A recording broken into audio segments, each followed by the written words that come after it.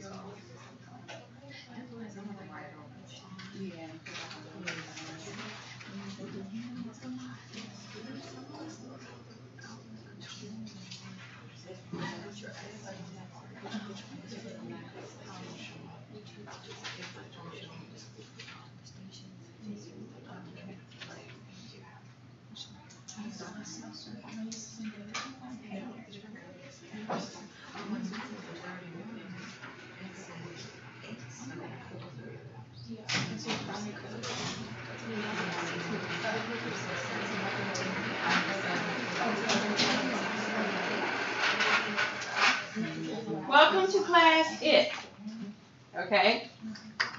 And I call it IT because, you know, we don't really know if it's male or female. Okay, so a couple of things that I kind of want to stress. Okay, so conducting sensory information. When you hear the term sensory, what do you think? Senses. Okay, what are our senses? Feel, eyes, ears, Smell. All right, Touch. eyes, nose, Mouth. taste, hearing, touch. Okay? Now, did y'all know that they've added equilibrium?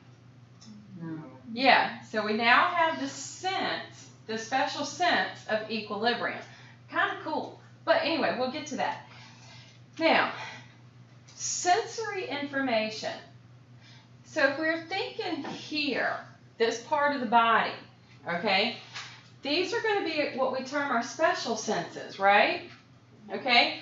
Everything else, okay, all this stuff to the rest of us, that's going to be like our general, our touch, okay? So, when we think sensory information, sight, light, smell, taste, chemical, hearing would be like on the airwaves, general, touch, pressure, pain, heat, temperature, okay? So we've got all this stuff that's going on, okay? Now, that tells me that there is sensory information from everything out here, okay, that has to go here to here. Is everybody in agreement with me? Okay? So, we've got to take all of this other stuff and go to here. Now, that's going to become interesting. Okay? So if we have all this sensory information go in, that information needs to move up and be processed, most of it, processed by areas of the brain where we get a response. Stuff comes back down to go out to make something happen. Is everybody with me? So, we have sensory information move in and up, motor information move out and everywhere. So we've got to have this take place. For it to take place, we've got to have integration of that information.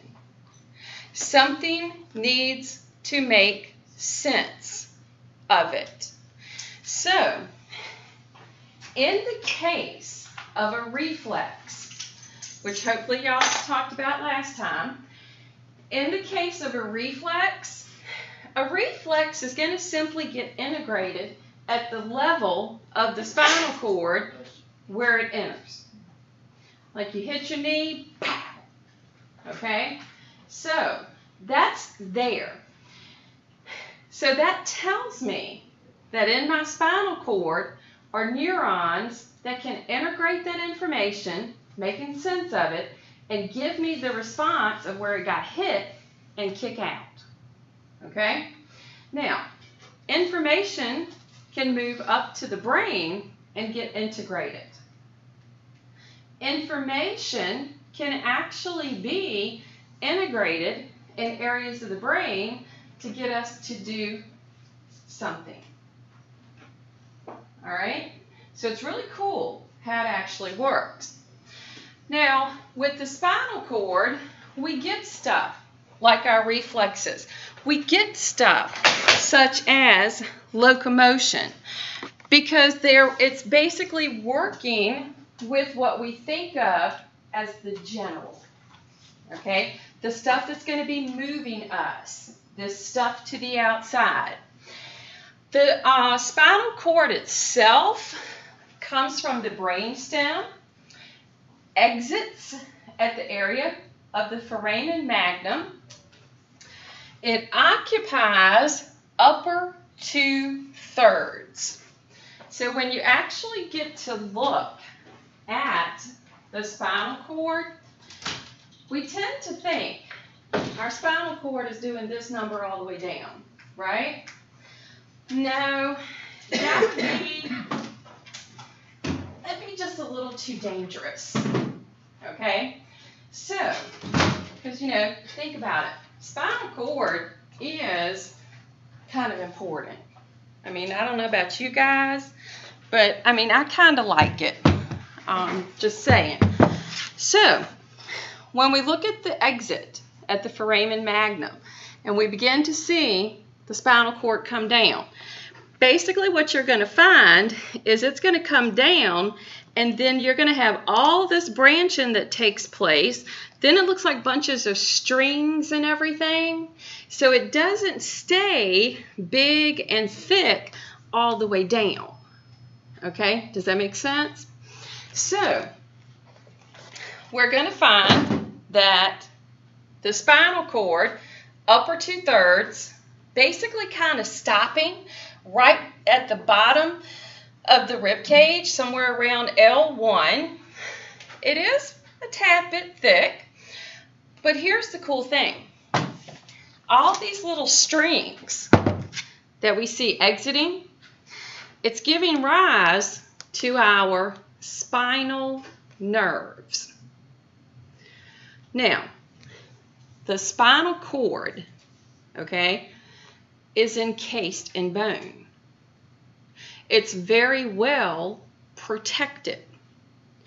But what we do have that leaves that area, that leaves the protection of all of this bone encasing it, we do have spinal nerves that will exit and leave.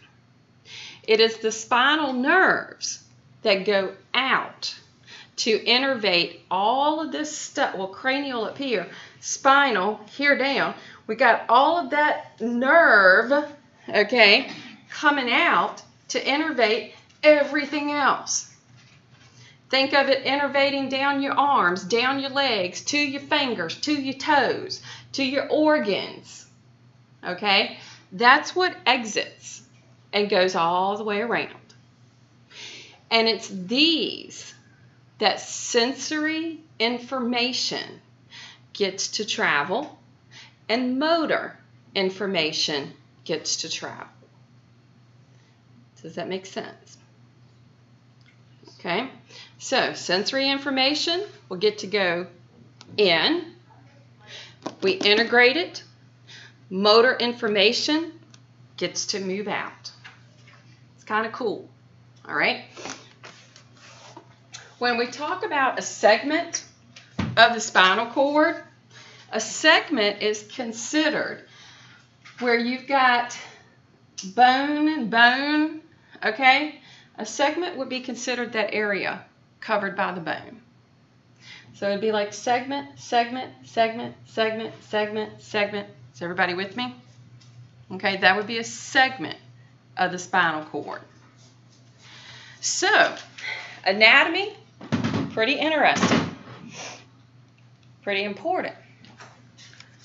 Ah, wrong computer. Now, on the spinal cord, when you get to look at it,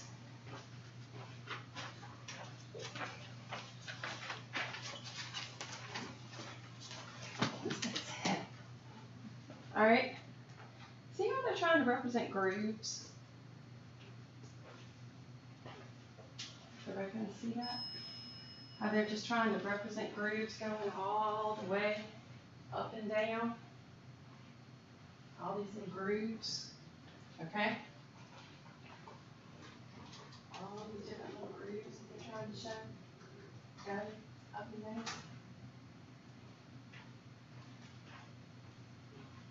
All these grooves. They're going up and down. Okay. You're going to find grooves on both sides, anterior and posterior. We're going to have a fissure on the anterior side. What does fissure mean? Do what, huh? Okay, the groove, the crack, yeah, that's what it means. So on the anterior side, we're going to have a big one, okay? On the posterior side, we're going to have a sulcus.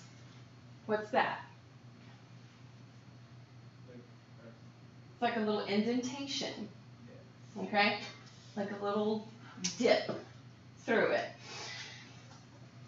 We divide it into cervical, thoracic, lumbar, sacral, coccygeal, coccyx.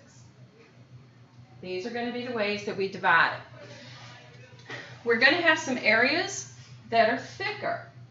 They're going to be termed enlargements.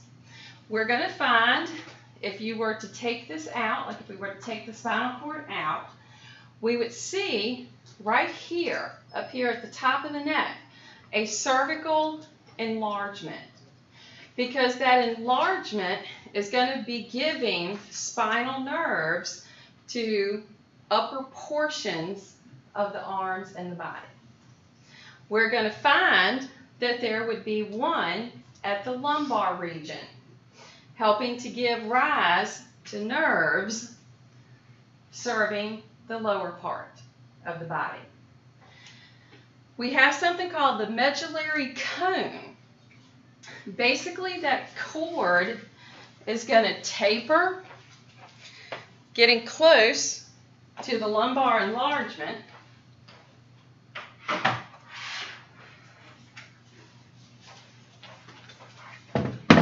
And you'll see it begin to taper to an end. and it looks like a cone. Like, you know, you had a waffle cone, okay? Almost an ice cream. Waffle cone, okay? Come to a taper to begin to create all these large nerves. And we end up with what looks like a horse's tail. This is termed the cauda equina, which begins to, because equine means horses, okay? So this is the cauda equina, leading to these huge nerves. Trust me, they're huge, okay? Going to the lower part of the body. So, looking at the anatomy, just a tad bit on the interesting side.